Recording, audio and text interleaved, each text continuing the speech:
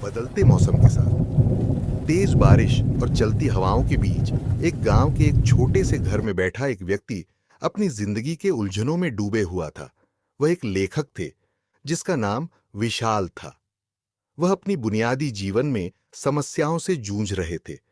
उसने अपने जीवन का संपूर्ण वक्त अपने लेखन और अपनी प्रतिभा को दे दिया था, जिसके कारण वह अपने परिवार को वक्त और पैसा दोनों नहीं दे पाए, जिस वजह से उनका पारिवारिक संबंध खराब हो गया था। कविता लेखन से कोई ज्यादा पैसे न काम पाने के कारण पत्नी ने अपने सपनों की वजह से उन्हें छोड़ दिया।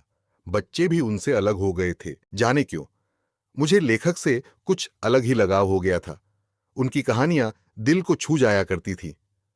शाम के वक्त मैं उनके घर पहुंचा। वह अपना लेखन समाप्त करके एकांत में अकेले मायूस बैठे थे। उनके चेहरे पर मुस्कान देखे हुए जाने मुझको कितना जमाना हो गया था।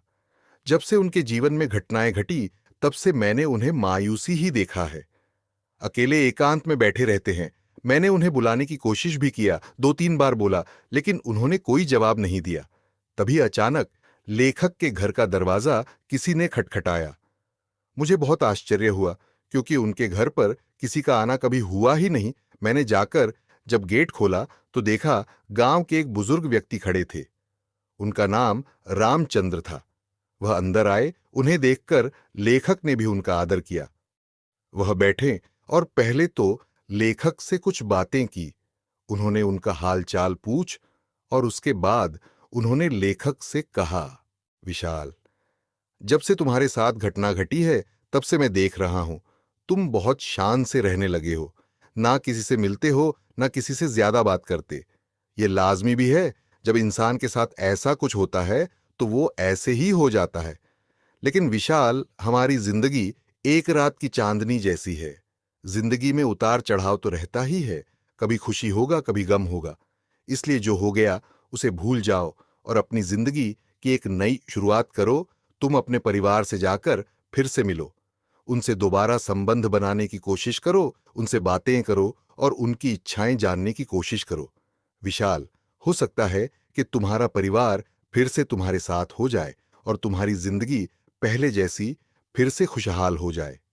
विशाल, जिंदगी में सफलता पाने के लिए अपने परिवार और अपने सपनों को पीछे नहीं छोड़ देना चाहिए, बल्कि उसे अपनी जिंदगी का हिस्सा बनकर साथ लेकर चलना चाहिए। इसलिए तुम अपने परिवार को अपनी सफलता और अपने जीवन का हिस्सा बना और उनको साथ लेकर चलो। रामचंद्र ने सारी बातें अपने दिल से और अपनी अजूबे से कही थीं। लेखक को भी यह बात अच्छी लगी। लेखक ने अपने जीवन की पुरानी सारी यादें भूलकर एक नई जिंदगी शुरू करने की कोशिश की। इस प्रेरणादायक मुलाकात के बाद विशाल ने अपने परिवार के साथ संपर्क स्थापित करने की कोशिश की। पहले तो अपनी पत्नी के पास गया।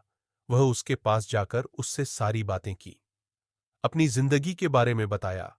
उसने अपनी पत्नी से अपने दिल की सारी बातें बताई। उसने बताया कि कैसे वह अपने परिवार को खुश रखना चाहता है, पर कम पैसे कमा पाने के कारण वह यह सब नहीं कर पाता। उसके साथ उसने समय भी बिताया। उसकी पत्नी ने धीरे धीरे अपना बदलता दृष्टिकोण दिखाए और वह उसके साथ वापस घर चली आई। बच्चे भी उसके वापस लौट आए। विशाल ने रामचंद्र की मार्गदर्शन में अपने लेखन को भी एक नई ऊंचाइयों पर ले जाने की कोशिश की और जीवन में संतुलन प्राप्त किया। उसने और बेहतर कहानी लिखने की कोशिश की, जिसकी वजह से उसकी कहानी लोगों के दिलों में बैठ गई, जो लेखक के जीवन में एक नई रोशनी जैसा काम किया और इसी की वजह से वह पैसे भी कमाने लगा।